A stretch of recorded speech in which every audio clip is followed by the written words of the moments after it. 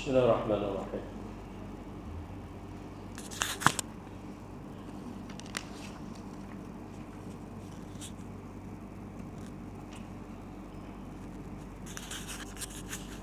Assalamualaikum warahmatullahi wabarakatuh.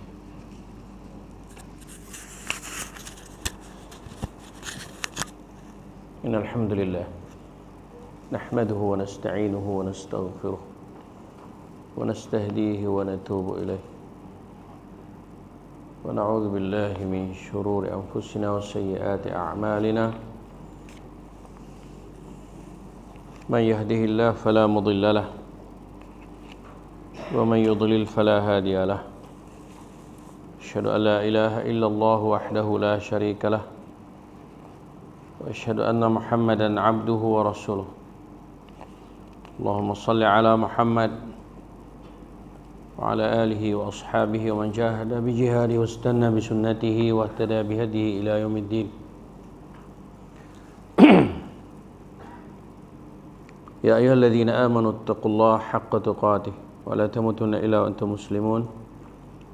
Amma ba'du fa inna asdaqal hadits kitabullah wa khairal hadi hadi Muhammadin sallallahu alaihi wasallam wa syarrul umur muhdatsatuha wa kullu muhdatsatin bid'ah wa kullu bid'atin dalalah wa kullu dalalatin fin nar. Allahumma ya rabbi lakal hamdu kama yanbaghi liwajhikal karim wa 'azim sultanik. Allahumma zidna ilma warzuqna fahma. Allahumma zidna wa la tanqusna wa a'tina wa la tahrim alaina.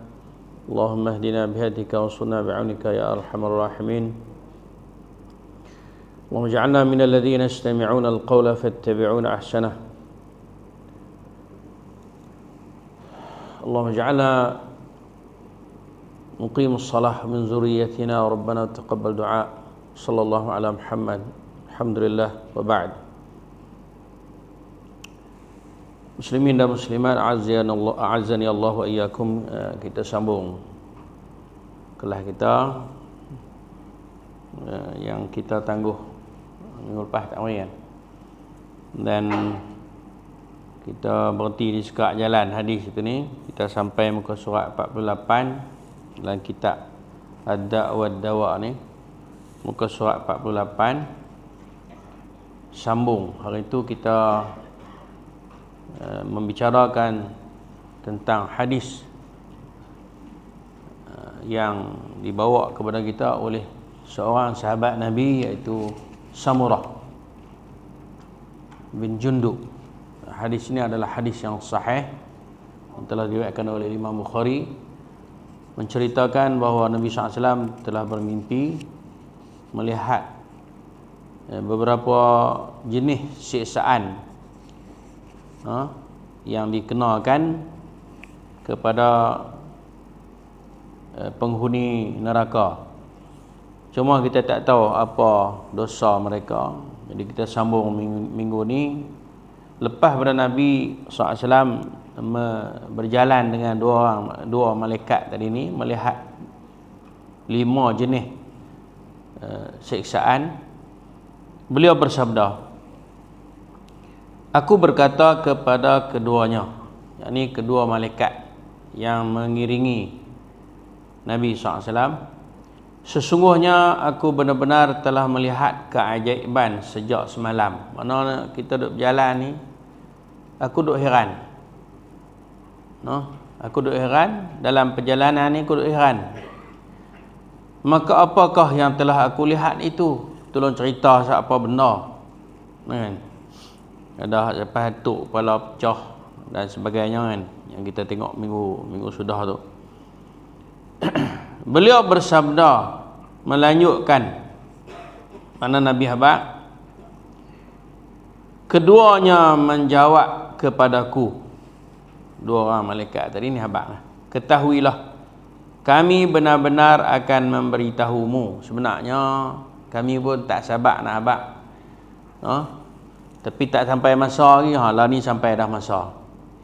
Adapun laki-laki pertama yang kamu datangi dalam keadaan dipecahkan kepalanya dengan batu, maka sesungguhnya dia adalah laki-laki yang mengambil Al-Quran lalu membuangnya. Kalau kita tengok di dalam penafsiran ataupun maksud hadis ni, maknanya ambil Quran kemudian buang ni, dinyatakan bahawa maksud dia mengapai Quran, dia baca Quran, dia ingat, dia faham, tapi dia tak pakai. Dia mengapai Quran, dia lupakan. Dia faham Quran tapi tak beramal dengan Al-Quran. Bahkan dalam hadis yang lain Nabi SAW menegaskan, Al-Quranu hujjatul laka aw alaika. Al-Quranu hujjatul laka aw alaika. Sesungguhnya Al-Quran itu menjadi hujjah untuk menyokong kamu, untuk membela kamu, aw alaika, ataupun menjadi hujjah untuk menghantam kamu. Macam inilah. Mana orang yang baca Quran tapi dia tidak beramal dengan Quran. Orang yang menghafaz Al-Quran tetapi dia melupakannya. Itu di akhirat nanti, di antara siksanya ialah apa dia? Dihantuk kepalanya dengan batu hingga pecah. Itu maksud kata dia mengambil Al-Quran lalu dibuangnya. Allah Ta'ala beri dia faham Al-Quran, bagi dia reti Al-Quran, tapi dia dia tak beramal dengannya. Dan dia tidur dalam keadaan lalai dari salat fardu. Apa maksud dia? Maknanya duk kali masuk waktu pun duk kali lagi, duk buat tak heran, duk buat tak peduli. Dan hal ini semua kita dah dimaklumkan. Allah Subhanahu wa taala menegaskan di dalam Al-Quran, ara'aital ladzi yukadzibu biddin. Kan? Akhir sekali Allah kata apa? Fawailun lil musallin. Fawailun lil musallin. Ya, maka wail ni adalah satu lembah, satu orang kata apa, satu wadi, satu tasik yang Allah Subhanahu wa taala ciptakan di dalam neraka. Bahkan dalam satu hadis yang sahih yang telah diriwayatkan oleh Ibn Abbas radhiyallahu anhu, Nabi SAW telah bersabda, Nabi kata, inna fi jahannama lawadiyan tasta'idu jahannama min zalikal wadi. Nabi kata di dalam neraka itu ada satu lembah, satu tasik. Wadi ni apa nama yang disebut tadi ni, fawailun, wail tu. Kalau kita tengok ada satu hadis yang diriwayatkan oleh Al-Imam Syafi'i. Imam Syafi'i kata wail wadi fi jahannam, kata. Yang dikatakan wail itu yang Allah Taala sebut fawailul lil musallin, itu wail itu ialah wadi fi jahannam, satu lembah, satu tasik, satu carak di dalam neraka jahannam.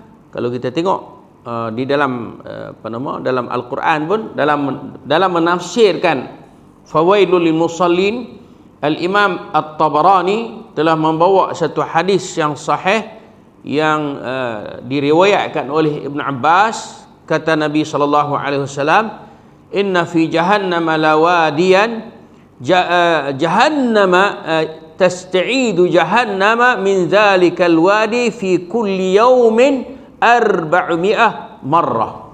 Kata dalam neraka jahanam itu ada satu lembah, ada satu tasik, yang mana neraka jahanam telah memohon perlindungan Allah daripada wadi neraka jahanam itu sendiri, duk minta berlindung daripada Allah Ta'ala. Allah minta perlindungan Allah Ta'ala daripada wadi itu, daripada wail itu, daripada tasik yang ada dalam dia tu.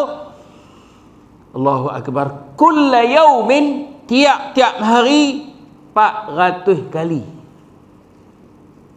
400 marrah, 400 kali duk minta berlindung. Dan benda ni bukan satu benda yang mustahil, kerana di sana ada satu hadis yang diriwayatkan oleh Imam Bukhari menceritakan sekarang ni, sehingga sekarang ni Nabi SAW sebut, kata inna an-naru yatahattamu fima bainahum, sesungguhnya neraka tu pakat duk makan hang aku. Neraka tu sama-sama dia duk berkeli, tak ada benda nak makan sama-sama dia bah. Maka sebab itulah kalau kita tengok dalam hadis Ibn Abbas ini dinyatakan bahawa neraka Jahannam itu sendiri dia minta berlindung daripada yang duduk dalam dia tu. Tasik, ada satu tasik, ada satu lemah. Dia minta berlindung dengan Allah Ta'ala daripada apa? Daripada keganasan wail tadi ni. Tasik yang ada dalam dia tadi ni sari 400 kali.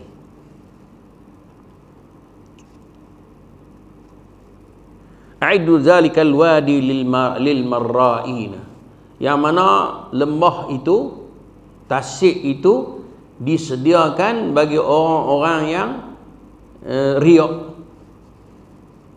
yang Allah Subhanahu wa taala sebut di dalam ayat tadi ni, sambung dia, fawailul lil musallin alladhina hum an salatihim sahun, kemudian alladhina hum yura'una, alladzina hum yura'una, iaitu mereka yang ada pada mereka sifat apa? Riak. Tak semayang, bukan tak semayang, tetapi semayang dalam keadaan riak. No?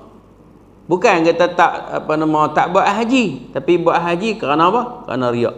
Disambung lagi boleh Nabi SAW sambung lagi kata, lil marra'ina min ummati Muhammad, lil mura'ina min ummati Muhammad, dari kalangan disediakan bagi orang-orang yang riak dari kalangan umat Muhammad, li hamili kitabillah, bagi orang-orang yang membawa kitab Allah, makna orang yang diberi kepadanya Al-Quran, diberi kepadanya sunnah, walil musaddiq fi ghairi dhatillah, dan bagi orang yang bersedekah bukan kerana Allah, walil haj ila baitillah, dan bagi orang yang mengejar haji ke Baitullahil Haram tetapi riak, walil khariji fi sabilillah, dan bagi orang yang berjuang pada jalan Allah tetapi dalam keadaan riak. Tempat dia di mana?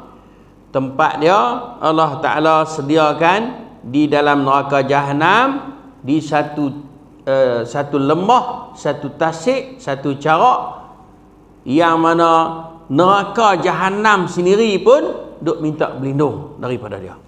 Sehari 400 kali. La haula wala quwwata illa billah.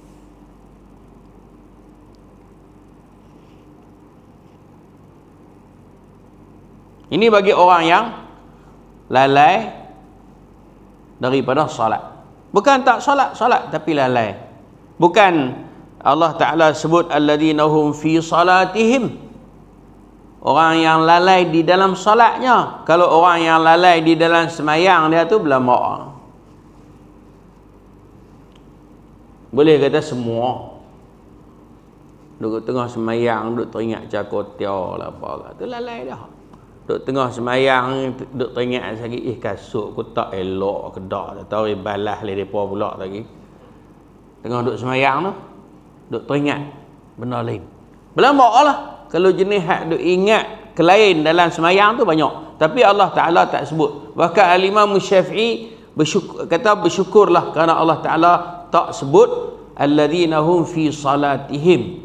Bahkan Allah sebut alladzina hum an salatihim, mereka yang lalai daripada solatnya, bukan lalai di dalam solat. Kalau lalai di dalam solat ni habis, pakat nak masuk neraka wail lebih.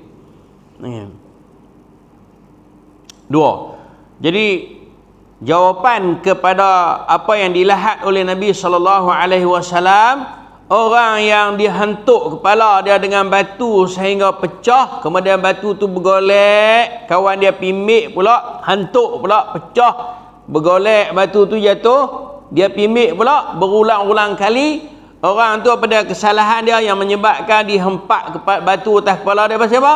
Sebab yang dua jenis. Yang pertamanya orang yang Allah beri kepadanya Al-Quran tetapi dia tinggal. Jagalah, beringatlah Muhammad Salihin. Kita mengapai Quran, jangan duduk kalut nak bagi banyak, tapi kita kalut nak beramal dengannya. Kita tengok para sahabat ridwanullah alaihim ajma'in. Bahkan Umar bin Al-Khattab diriwayatkan bahawa suratul Baqarah dia ambil masa 4 tahun. Dia ambil masa 4 tahun untuk ingat surah Al-Baqarah. Kenapa? Kerana mereka menghafaz Al-Quran beserta dengan amal.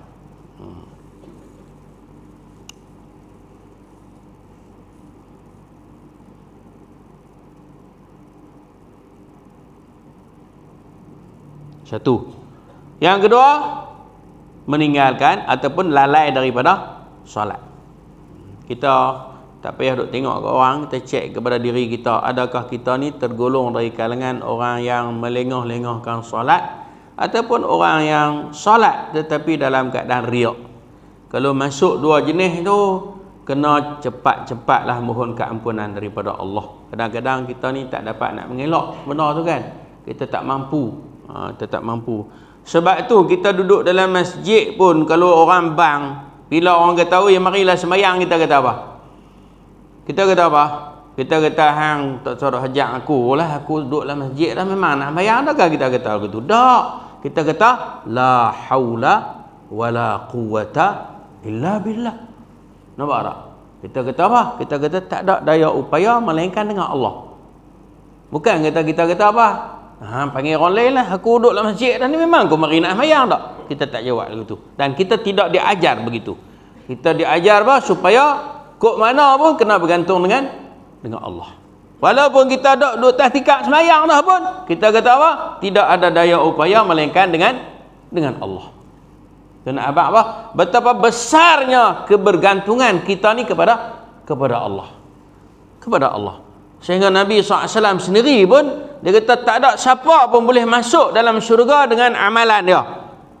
Sahabat-sahabat tanya, "Wala anta ya Rasulullah?" Hatta kamu sendiri wahai Rasulullah? "Wala ana." Hatta aku sendiri pun. "Illa an yataghammadani Allah." Kecuali lah Allah Ta'ala dah bagi rahmat kepada aku. Allah dah bagi rahmat kepada aku. Allah bagi kesihan belah kepada aku awal-awal lagi. Sebab itulah aku ni orang yang ditulis sebagai orang yang mula-mula buka pintu syurga. Sebab apa? Yataghammadani Allah. Nabi SAW sebut.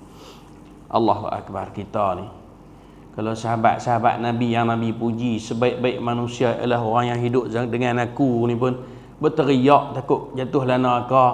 Sebab kita duk berasa kemas sangat ke? Kan? Kita duk berasa kemas sangat ke? Ni cerita ni bukan cerita, bukan disebut orang tak sembahyang.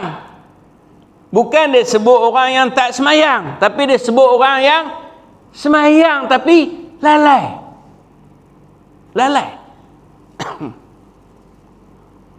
Bukan dia sebut orang tak baca Quran, tapi dia sebut orang yang baca Quran tapi tak peduli dengan Quran. Orang yang tak baca Quran, lek sana nu. Orang yang tak sembahyang tak suruh kira. Tak suruh kira lah. Bahkan Allahu Akbar, dalam satu hadis yang sahih Nabi kata, "Inna bainar rajuli wasyirk tarkus salah." Sesungguhnya perbezaan di antara seorang lelaki muslim dengan seorang musyrik ialah meninggalkan salat. Bahkan dalam Al-Quran Allah kata, "Fa inhum aqamus salah fa ikhwanukum fid din." Itu dia. Teratulah, tapi kita tak berapa nak ambil kira dengan benar ni. Pasal kita tak berapa nak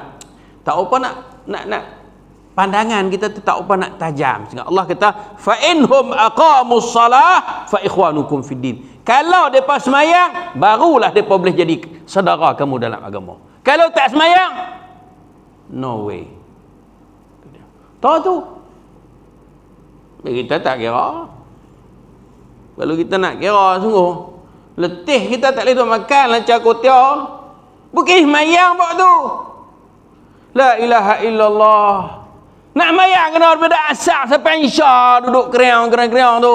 Kecuali orang yang Allah beri rahmat lah, bukan semua lah. Bukan semua lah. Tu lagu mana tu? Hak duk meninggal pasal malam. Dah bukan semua lah. Hak tak kita duk cara hak tak semayang tu lagu mana? Kita nak pergi beli ke mak ke nak pergi beli tu? Nak pergi makan. Sebab Allah kata apa? Kalau dia tak semayang bukan saudara kamu. Yang saudara kamu apa dia? Fa inhum aqamus salah fa ikhwanukum fid din. Kalau mereka mendirikan salat, maka mereka itu adalah saudara kamu pada agama. Nampak kira lagu mana? Letih. Tambahan abang kat orang ni letih. Dia benci ke kita lah. Kita duk abang lagu tu. Jengih oleh tak ada duk abang tu. Tak nampak guna dia tak mahu apa. Kita abang. Nah. Satu. Yang kedua. Erti dah deh. Kita pun duk heran dulu. Apa kawan tu hidup hatuk kepala kawan tu hingga pecah. Bergolek mik hatuk pula kan. Rupa-rupanya dia ni ada Quran ke dia tak pakai. Dia ni semayang tapi lalai. Orang tak semayang tu kira. Yang kedua.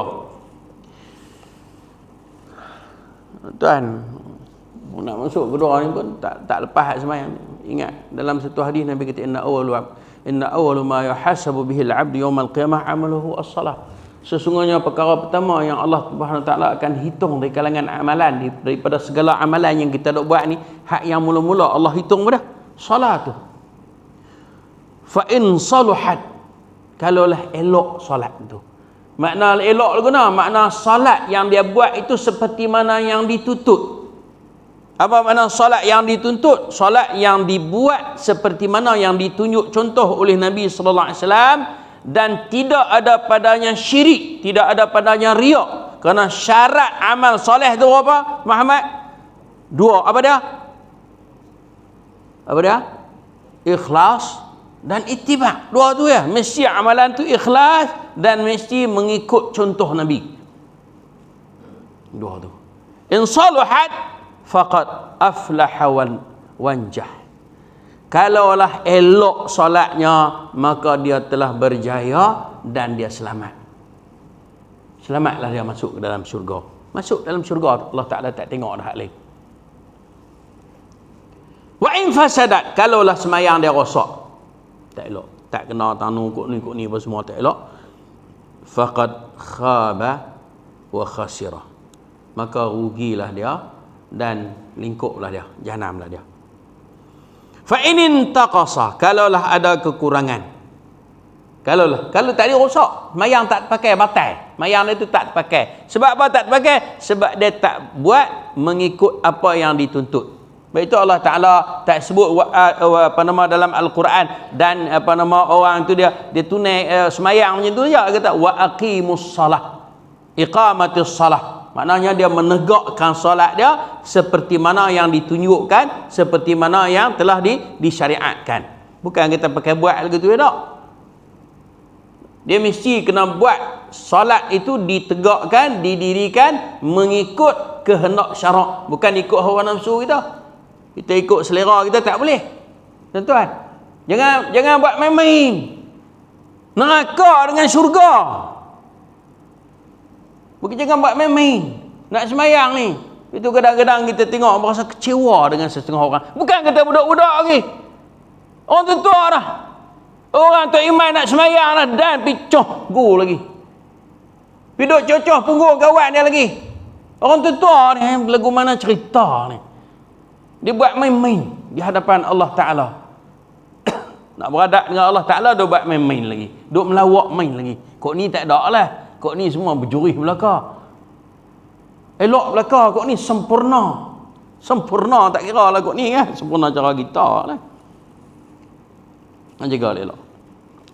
Fa'in taqasa, kalau ada kurang min faradatihi, min faridatihi syai', kalau ada kurang daripada semayang fardu dia sikit kono ni, qala rabb azza wa jalla, maka Allah Ta'ala firman kepada malaikat yang duk jaga timbang, unzuru hal li'abdi min tatawu'i, maka Allah katalah kepada apa nama malaikat dia, kata tengok kok ada kat hamba aku ni amalan-amalan sunat dia. Sebab itu semayang ni kita tak boleh buat hak wajib saja, sunat pun kena buat juga. Sebab apa? Tak ada garanti kata semayang kita tu sempurna. Adalah kurang kok ni. Mungkinlah kita semayang elok, gaya nak sujud tengok-tengok, Tok Siak tak dan nak mari hari tu tengok tik cicak ada. Mula dia kata Tok Siak, ish, penyegan sungguh Tok Siak ni kita. Dan lagi tu. Dah lari dah, keluar dah daripada tajuk semayang. Nampak tak? Sebab Allah Ta'ala tidak akan terima solat seseorang itu yang tidak ada padanya khusyuk. Itu Nabi kata, ikhsha'u fi salatikum. Khusyuklah olehmu dalam salat kamu. Kerana Allah Ta'ala tidak terima salat melainkan yang khusyuk. Fa yukammal biha, lalu disempurnakan dengan salat tatawwu' tadi ni, salat sunat tadi ni. Ma naqasa minal faridati, yang berkurangan ya daripada sembahyang fardu. Summa yakunu sa'iru amalihi ala dhalik. Kemudian macam itulah juga ibadat-ibadat yang lain. Barulah dia tengok amalan yang lain. Tapi kalau sembahyang dia sempurna elok, selesai masalah. Kena jaga sembahyang lah mana dia. Itu kita tengok orang kalangan salafus salih dulu, mereka tang semayang ni mereka cukup jaga. Kita tu semayang tekah tak ada kalut apa dah, tapi bila kita kalut apa tu dia jadi kalut kita pun. Silap-silap berkedak langsung dekat nak jatuh matahari tu barulah nak semayang. Lah hang semayang 4 rakaat tak sah ni. Lepas tu aku tengok semayang pula 4 rakaat. Pasal apa semayang apa tu? Lah hak terlupa. Duk kalut duk sambut menantu. Sebab kenuri itu. Allahu Akbar. Jangan tuan-tuan. Kalau nak marah ke kita, tahan sehari dua ya. Lepas tu dia baik dengan kita. Tapi kalau Allah marah ke kita, la haula wala quwwata illa billah. Panjanglah cerita. Kalau nak bicara bab orang yang lalai daripada solat tadi ni. Okey. Yang kedua, adapun laki-laki yang kamu datangi dalam keadaan rahang bawahnya dipotong sampai ke tengkuknya, lubang hidungnya sampai ke tengkuknya, dan matanya sampai ke tengkuknya. Mana apa dia? Dia ambil besi, dia ragut daripada rahang ni sampai ke tekuk, daripada telinga sampai ke tekuk, mata sampai ke tekuk, tarik. Allahu Akbar. Lubang hidung sampai ke tekuk. Apa dia dosa dia? Salah dia apa dia? Dia adalah, maka sesungguhnya dia adalah seorang laki-laki. Samalah perempuan pun.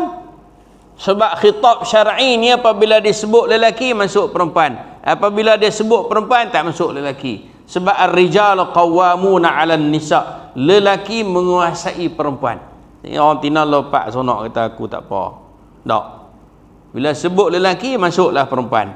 Seorang laki-laki makna seseorang yang bergerak berangkat dari rumahnya lalu dia berdusta dengan suatu dusta yang tersebar sampai memenuhi cakrawala. Tu dia, tamah lala ni lagi senang.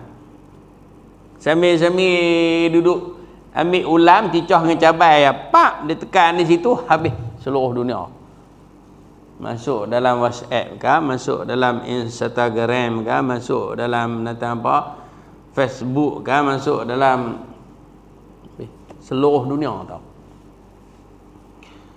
Allahu Akbar. Tentu ada umpama muslimin dan muslimat, saya nak pesan satu terutama sekali dalam urusan agama. Kadang-kadang kita tengok orang bawa masuk dalam, kita duduk dalam grup sekerak, nama grup kita tu, pasal kita motong kan nama grup sekerak. Grup WhatsApp tu nama grup sekerak. Ada seorang tu dia bawa masuk. Wak masuk benda tentang agama. Kita pun tak ada nak baca habis lagi, kita tekan pergi masuk dalam geruk pinggan mangkuk. Sebab geruk sekerat tu tak ramai mana matang. Geruk pinggan mangkuk tu boleh kata masuk semua lah. Pasal semua ada anak darah, anak turunan, anak kenuri. Perak kita pergi masuk tu pasal apa? Akulah orang yang mula-mula menyebarkannya. Kita tak cek hak yang dia sebut tu adakah daripada nas yang sahih atau tidak. Tuan-tuan dan puan-puan, muslimin dan muslimat, duk pemohong dalam agama ni bukan sekat orang yang tak mengaji. Orang hak gelaran ustaz pun dia duk mohong. Duk mohong dalam agama. Siapa dia sebut kalimah ni maka 1,500 kali dapat ganjaran sekian-sekian. Hak jenis-jenis tu kena pasti betul-betul sahih atau tidak. Sebab amalan ni yang nak bagi pahalanya siapa dia? Allah Ta'ala. Bila Allah Ta'ala yang nak bagi pahala, makna kena mari daripada siapa? Kena mari daripada dia lah. Ia bukan oleh mereka tak tahu pahala. Ni macam ni pakai serban ni. So kita dia pakai serban ke? Dia mari hadis. Siapa semayang Jumaat dengan memakai serban, maka pahalanya boleh besar daripada lebay yang tak pakai serban. Itu siapa pula hak pakai lebay, lebih banyak pahala daripada hak tak pakai lebay. Macam goreng pisang je. Dia buat mudah lagu tu ya. Pahala ni siapa bagi? Pahala siapa bagi? Dia bukan duduk dia pakai lebay tak pakai lebay. Sebab yang sahihnya daripada Nabi, hadis daripada Umar bin Al-Khattab, hadis riwayat oleh Imam Bukhari dan Muslim, innamal a'malu binniyat. Semua orang tahu amalan itu bergantung kepada niat. Kalau dia mari semayang pakai baju pagoda, baju panas pagoda tu, pakai kain ya, kain pun separuh betih, kepiah pun tak pakai, rambut serugum, tapi ikhlas dia, pahala dia boleh lebih bagus daripada macam saya ni pakai dengan serban, dengan kepiah tajam, dengan jubah lah, tak kira lagi lah. Tuan-tuan, jaga elok-elok. Innallaha la yanzuru ila suwarikum wala ila ajsamikum walakin yanzuru ila qulubikum wa a'malikum. Allah Ta'ala tidak melihat pada rupa parah kamu. Allah Ta'ala tidak melihat pada rupa parah kamu, tetapi Allah Ta'ala melihat pada hati dan juga pekerjaan kamu. Jaga elok. Tadi pun kita dengar dah hadis daripada Ibn Abbas tadi. Hadis yang dibawa oleh Imam At-Tabarani dalam kitab tafsir dia tentang apa? Wadi tadi ni, yang dikata wailun tadi ni, satu wadi yang ada di dalam neraka Jahannam. Neraka Jahannam pun 400 kali sehari duk minta berlindung daripada wadi tu. Untuk siapa tu? Disediakan bagi orang yang riak. Berasa letih kita dak buat amal. Letih kalau tak jaga elok lah. Kalau tak jaga elok lah.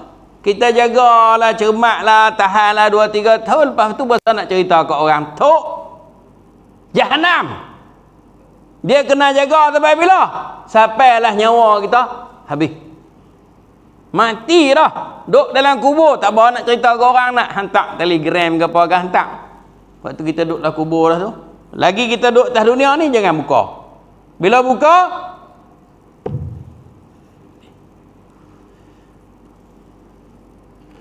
dalam satu hadis Abdullah bin Amr bin Al-As kata, qala Rasulullah SAW, man samma'an nas bi'amalihi, siapa yang cerita ke orang dengan amalan dia, dengan pekerjaan dia, samma'allahu bihi sami'a khalqihi wa haqqarahu wa sagharahu, maka Allah Ta'ala akan cerita habis apa yang dia duk heboh ke orang tadi ni, sehingga menyebabkan seluruh makhluk akan menghina dia, akan mencerca dia. Letih.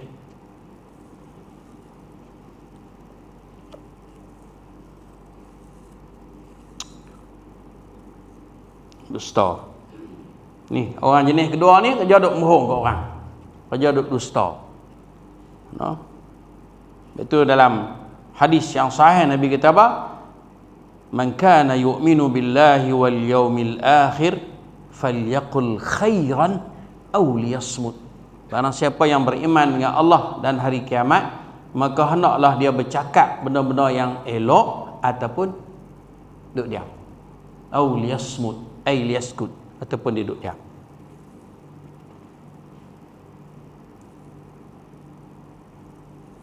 Yang jenis yang kedua ni. Kita seorang lelaki yang berangkat dari rumahnya lalu dia berdusta dengan satu dusta yang tersebar sampai memenuhi cakrawala.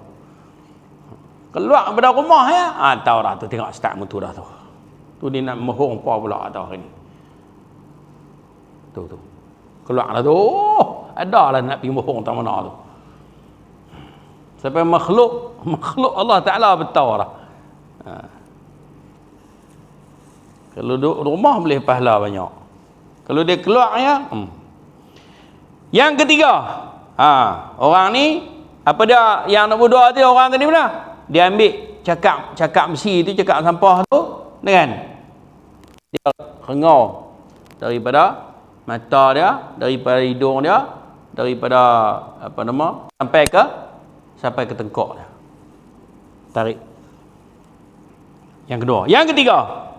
Adapun kaum lelaki dan kaum wanita telanjang yang berada di lubang bangunan seperti tungku. Tungku tu dapur. Yang orang Arab ni dia buat tanur dia panggil. Dia buat dapur berlubang tu sebab dia nak bakar roti ke apa senang. Mereka adalah kaum lelaki penzina dan kaum wanita penzina. Siksa ni apa dia? Tok masuk dalam lubang, disambar oleh api. La haula wala quwwata illa billah. Itu Allah tentang zina ni Allah sebut bukan kata zina, Allah sebut kata wala taqrabuz zina. Jangan kamu mendekati. Karena zina tu satu benda yang berat. Dekat dengan dia pun tak boleh. Sebab apa? Kalau masuk dekat dia akan tarik karan. Dia ada karan. Allahu Akbar. Yang keempat,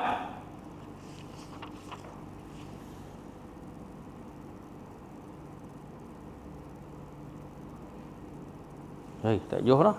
Rupanya laju sangat. Kita baca lagi laju. Kita kenapa habis kat hari ni?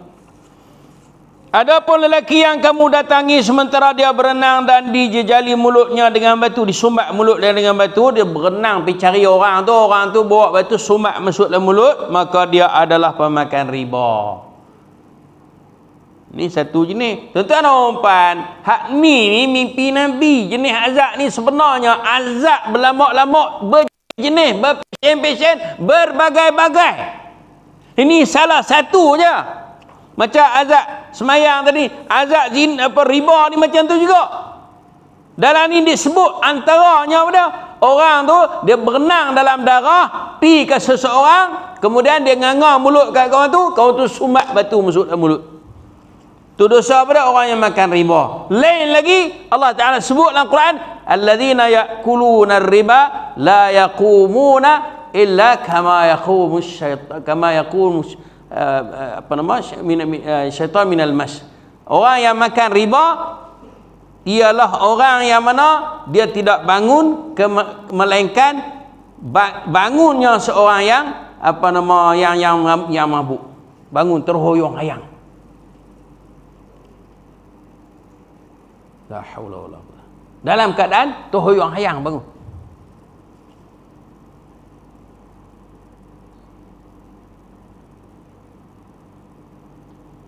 Ini di antaranya. Adapun lelaki yang tidak enak dipandang. Empat jenis lah kan. Yang pertama orang tak semayang, orang yang meninggalkan Al-Quran, hapuk kepala dengan batu. Orang yang kedua pula dikoyak telinga mata dia sampai ke tengkok. Itu orang yang berdusta, duk rajin nak bohong. Yang ketiganya orang yang berzina, tahu masuk dalam lubang, disambat oleh api. Yang keempatnya, orang yang makan riba, disumbat mulut dia dengan batu, berenang dalam darah. Adapun lelaki yang tidak enak dipandang yang ada di sisi api neraka, di mana dia menyalakannya dan menjaga sekelilingnya, maka dia adalah malaikat Malik. Siapa dia malaikat Malik ni? Penjaga jahanam. Maknanya apa? Maknanya yang jaga neraka tu malaikat yang cengih. Cengih. Bengis. Adapun lelaki berbadan tinggi yang berada di kebun, dusun, taman, maka sesungguhnya dia adalah Nabi Ibrahim. Oh, rupanya Nabi Ibrahim ni tinggi. Sebab tu dia bina Kaabah. Siapa dia pergi Mekah tahulah, Kaabah tu tinggi. Bendui pintu dia pun kita tak sampai tangan. Tinggi Kaabah tu. Sebab tu dia bina Kaabah tinggi Nabi Ibrahim ni, pasal dia sendiri tinggi.